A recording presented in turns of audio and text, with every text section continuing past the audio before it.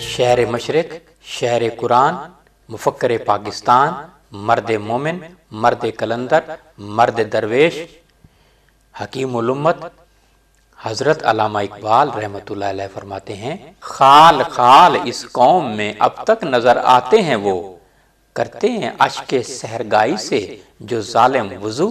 Amongst these people there are still to be seen a few who go so far as to perform their ablutions with the tears of pre-morning hours.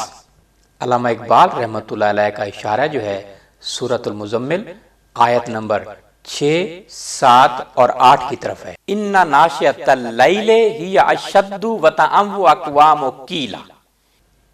کچھ شک نہیں کہ رات کا اٹھنا دل جمی کے لیے بہت مناسب ہے اور اس وقت ذکر بھی خوب درست ہوتا ہے. ان لک فی النہار سبحا طویلا. دن کے وقت تو تمہیں اور بہت سے کام ہوتے ہیں. وذکر اسم ربک وتبتل الیہ تبتیلا.